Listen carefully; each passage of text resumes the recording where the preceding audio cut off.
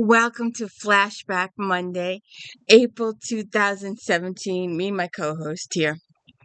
Um, Welcome to the D. Louise book series. I'm Christine Tina. This is where I read books, talk about books, no special effects, no demons, none of that fancy stuff going on here. So, I'm looking for suggestions. We are slowly catching up to current times. So, if anybody has any suggestions for future if-thens, let me know. I will be going back to Romantic Times Book Review and perusing some of those for some ideas. But anyways, we are starting. I thought I read this one series, and apparently I haven't. I need to look into it. I could have sworn I'd read this series. Could have sworn. But anyway, the first two are just pictures. Um, Jennifer Ashley, Midnight Wolf. Angus Murray, bouncer for New Orleans shifter bar, is sent to round up elusive collarless shifter woman Tamison Calloway, who is causing trouble for the shifter bureau and possesses information they want. If Angus refuses, he risks losing his cub. He finds Tamison and she's slippery and not about to be rounded up quietly. In fact, Tamison it will ever be. She leads Angus on a wild chase, but he's determined to bring her in to save his son.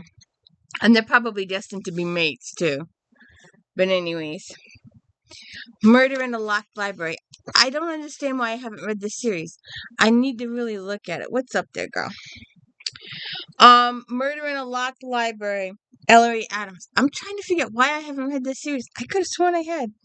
With her twins Fitzgerald and Hemingway back in school, Jane Stewart finally focuses on her work again, managing Storyton Hall and breaking ground on the resort's latest attraction, a luxurious, relaxing spa named in honor of Walt Whitman. But when the earth is dug up to start laying the spa's foundation, something else comes to surface, a collection of unusual bones and ragged remnants of a very old book. The attendees of the rare book conference are eager to assist Jane with this unexpected historical mystery until a visitor untimely end in the Henry James Library as the questions of suspects start stacking up. Jane will have to uncover the kill before the happy ending happens. Devin Delaney. With contests from Maine to California and $10,000 prize at stake, Sherry's latest competition, hosted by the CEO of organic food company, is sure to be heated, as she's more than ready to step up to the stove. After all, she did win the award for most creative cupcake back in high school. Today, she's hoping her flavorful pork tenderloin will sway the judges. Instead, it seems someone's decided to slay one of the judges.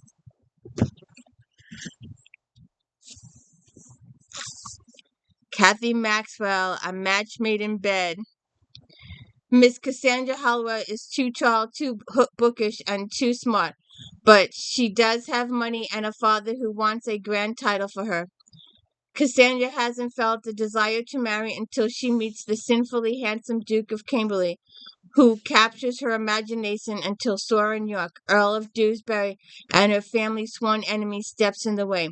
The Hallwells ruined Soren's family, and he lived on the knife's edge trying to resurrect their fortunes until he considers marrying the Holloway heiress. Not only would her dowry give him the funds he needs, but he has secretly held an eye on the independent-minded Bluestockings since they both realized the differences between men and women. Don't know. Mayfield, the county estate of the Duke of Camberley, May 12, 1813. Soren York, Lord Dewsbury, was determined to marry Hallowell heiress. He needed her money desperately. The problem was Miss Cassandra Hallowell appeared equally tenacious in avoiding him, and he didn't understand why.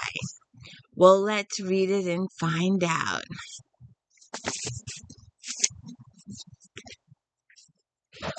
G.A. McKeevitt, Hide and Seek.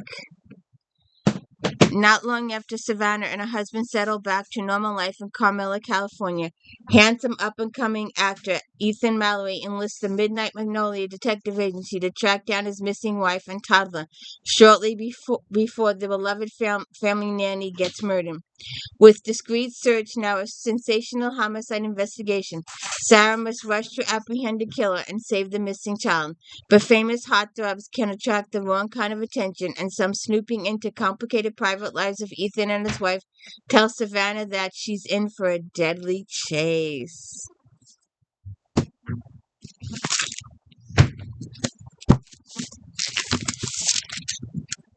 Oh, I gotta put that back. That was my bookmark. Wedding Cake Crumbles. We've read some of hers. We've read quite a few of hers. We are reading let's see, which one is it? The Library Lovers.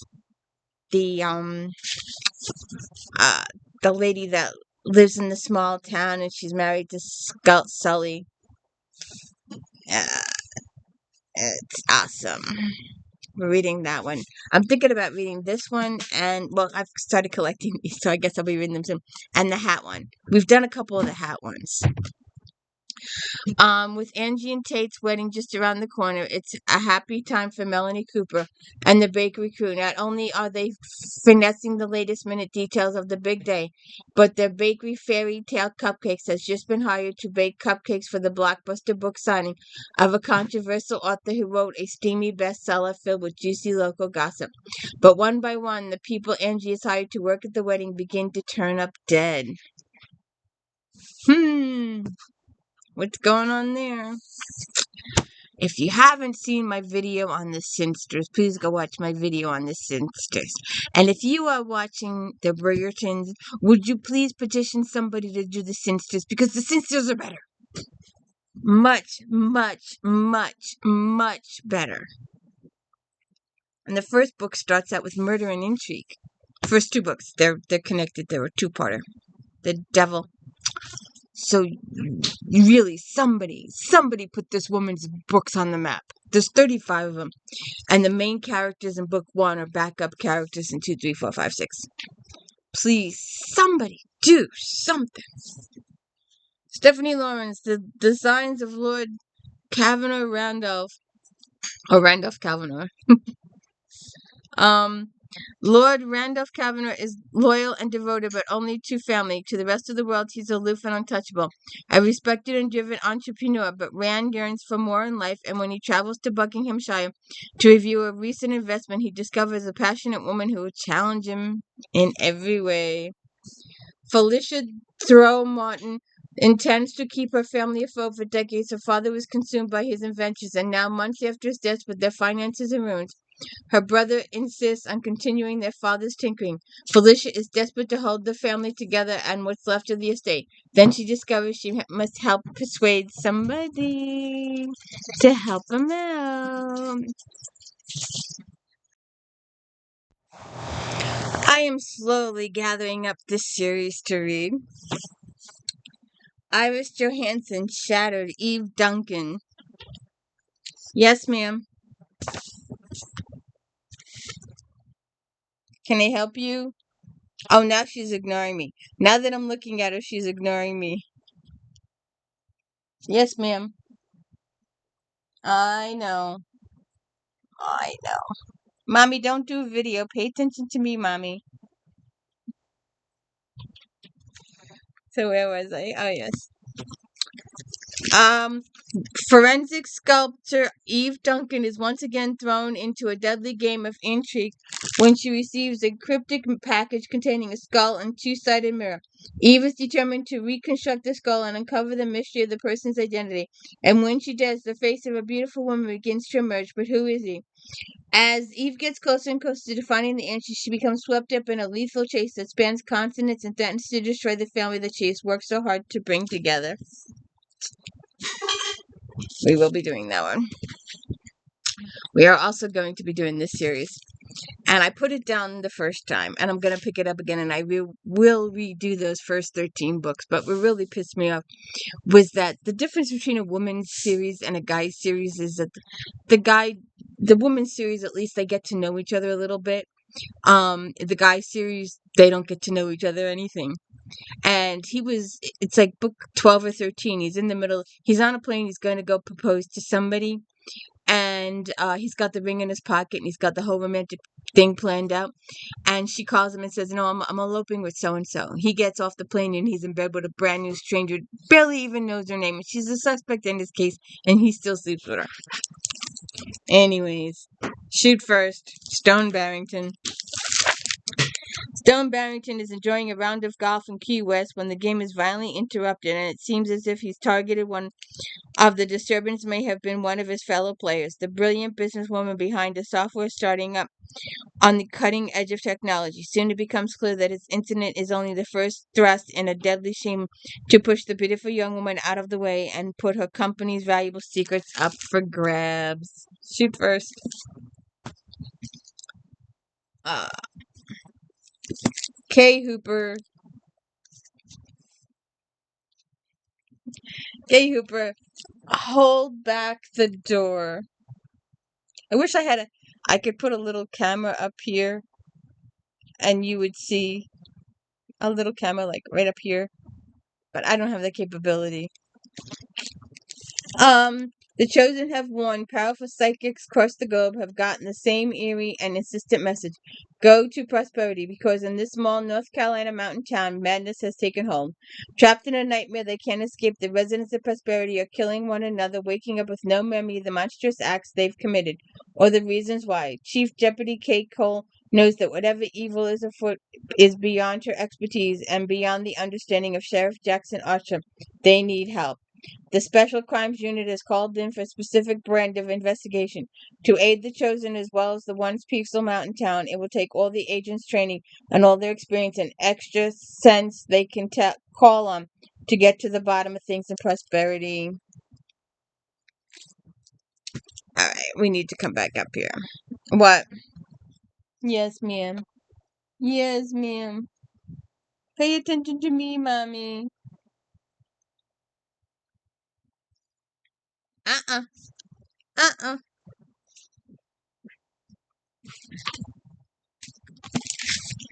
Lisa Jackson, one last breath. Nancy Bush. In spite of the minutes Rory Aberneth waiting till Liam Bastion turns into a bloodbath. Confronted by a mass murderer in a hotel room, Rory stabs her assailant and flees, just before a gunman opens fire on the waiting wedding party. Her stepbrother is killed. Every member of Liam's family is injured. 5 years later, Rory still has no idea who was behind the attacks or what their motive was. Convinced that she and her young daughter, Charlotte, may still be in danger, she's made a new life under an assumed name, far from Liam and the wealthy, powerful Bastions. But even in the remote town of Point Robert, Washington, she can't hide. Oops. Jeez. It was so cold this morning. I was having hot chocolate. But I had to get rid of my hot chocolate. And I would still be drinking my hot chocolate. But somebody kept putting their nose in it. The road home. Beverly Lewis. Grieving the death of her Amish parents and the separation from her 9 close-knit siblings, Lena Rose Schwartz consoles herself that her new life in Lancaster County won't be forever. Surely someday soon, she will return to her beloved Michigan settlement and her beau. But even as she holds on to hope for a reunion with those she loves most, she discovers that Lancaster holds charms of its own.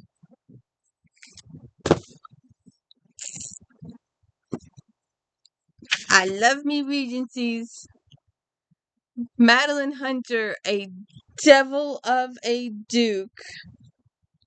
Infamous, debauched, and known all over town for his irresistible seductions and complete disregard for scandal, Gabriel St. James, Duke of Langford, is obscenely wealthy, jaw-dropping, handsome, and used to getting what he wants, until his attention is captured by a woman who refuses to tell him her name, but can't help surrendering to his touch. Langford may be the most tempting man she's ever met, but Amanda's got her hands full trying to escape the world of high society crime into which she was born.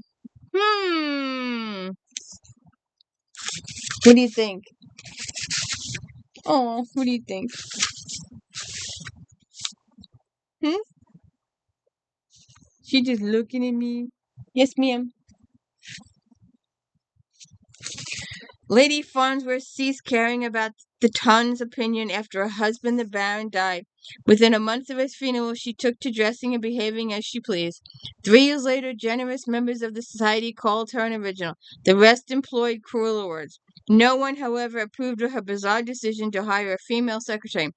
She claimed it was an indication that the lady had gone quite mad. The secretary in question, Amanda Waverley, knew only gratitude for her employer's rash act, especially since Lady Farnsworth had taken her on only with the thinnest of references. Amanda sometimes experienced relief along with gratitude due to knowing more about her background and character than Lady Farnsworth ever would. That history was in the back of Amanda's mind while she worked at her desk in Lady Farnsworth's library in late May. She used her fine hand to copy an essay that Lady Farnsworth had written. Her source document had seen many changes and crossovers, so she took great care to incorporate all of them into this draft. The necessary concentration proved difficult because the loveliest breeze glided through the open library window. When she looked out, she could see Green Street and its activity and the fine carriages that rolled toward Hyde Park. Are you finished with that? Amanda looked up to see Lady Farnsworth bearing down on her desk, dark of hair and eye and long in the middle of years. I'm almost finished. Amanda focused on her pen, perhaps an hour or more. For the first draft, are you unwell? Normally you are quicker. There were many changes. I did complete the 2 letters, however. Allow me to see. Tosh, you do not need an hour, a quarter hour best, and this is so well done that we will not require another draft. We will bring this one to the meeting. Yes, you're going to the meeting too. What meeting? I don't know. Let's go find out. All right. We've read a couple of this chicks. We're going to get into the coffee series at some point. We've been talking about this lady for months now. She was in Flashback Monday for months. Cleo Coyle, Shot in the Dark. A Village Blend manager, Claire Cassie, attempts to finalize a date for her wedding. Her ex-husband becomes addicted to making dates through smartphones. Claire has mixed feelings about these quickie matchups happening in her coffee shop, but she works hard to keep the espresso shots flowing, never expecting that someone will commit murder. Murder! Want a cowboy? Got a cowboy? I think we did an If Then Cowboy. I'm pretty sure I did an If Then. If Then D. Louise book series. There's got to be a cowboy in there someplace. After a rocky marriage and even rockier divorce, Sheriff Flint Cahill finally has something good in his life. Maggie Thompson's down-to-earth charm and a beautiful smile hooked him from the start. When she disappears on the day they plan to start their lives together, all signs point to an abduction. Gotta go rescue her.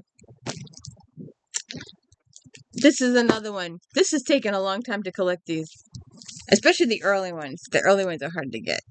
Anne Perry, a Daniel Pitt novel, 21 Days. 1910, 25-year-old Daniel Pitt is a junior barrister in London and eager to prove himself. Independent of renowned parents' influence and a new case before him will be the test. When his client, arrogant biographer Russell Graves, is found guilty of murdering his wife, Daniel's dispatched to find the real killer before Graves faces the hangman's noose in 21 days.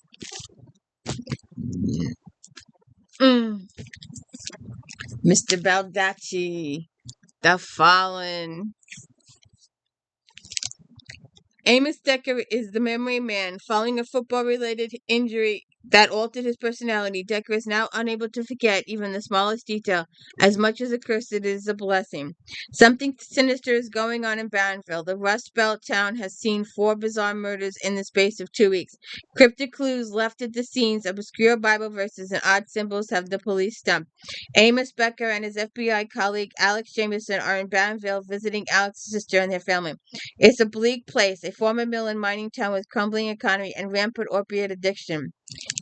And in a few hours, he stumbles upon a murder, which I'm pretty sure he solves.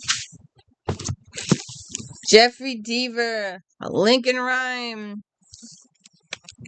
In the early hours of quiet weekend morning in Manhattan's Diamond District, a brutal triple murder shocks the city. Lincoln Rhyme and Amelia Sachs quickly take the case. Curiously, the killer known as the Promiser has left behind $1 million worth of gems at the murder scene, a jewelry store on the 47th. As more crimes follow, it becomes clear that the killer's target is not diamonds, but engaged couples themselves. Interesting.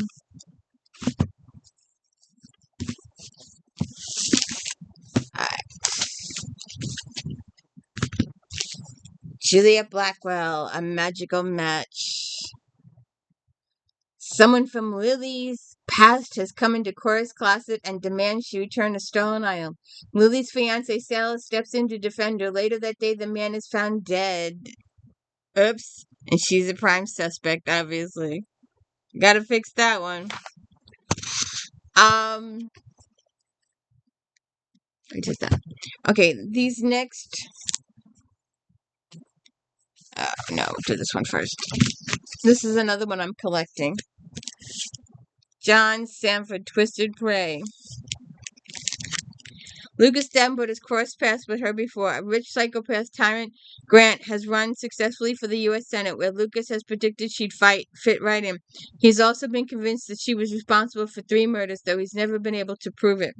So now he's got to prove it now. Okay. Lindsay. Lindsay is our detective, and Uki, what's her name? Is the lawyer, and Mira, Yuki's the lawyer, and what's her name? Mira something. No, I'm confusing that with uh Eve. The one lady is the coroner, one lady is the lawyer, one lady is the newspaper reporter, and you've got your 17th suspect. And 26 just came out. We'll be looking into that one. A series of shootings exposes San Francisco to a methodical yet unpredictable killer, and a reluctant woman decides to put her trust in Sergeant Lindsay Boxer. The confidential informant's tip leads Lindsay to disturbing conclusions, some of them about the police department itself. The hunt for the killer lures Lindsay out of her jurisdiction and gets inside her head in dangerous ways. When Lindsay suffers unsettling medical systems, her friends and confidants in the Women's Murder Club warn her about taking the crimes too hard.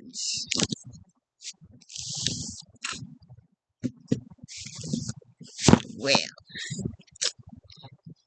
have you been watching Passion Flicks lately? And if you haven't been watching Passion Flicks, would you go check out my videos? Black Dagger Brotherhood. I think that's what I labeled it. I forget what I labeled it. In Dealer's book series, Black Dagger Brotherhood. I think I fixed all the labels. I'm not sure. You can start with Darius. Then go to Dark Lover and Eternal Lover and every other lover out there. And then watch Passion Flicks if you want to see some real stuff. But watch me first. I'm free. You don't have to pay for me. This is like a spin-off type situation. The Thief. Sola Morte, former cat burglar and safecracker, has given up her old life on the wrong side of the law. On the run for a drug lord's family, she is lying low from Cardwell, keeping her nose clean and her beloved grandmother safe.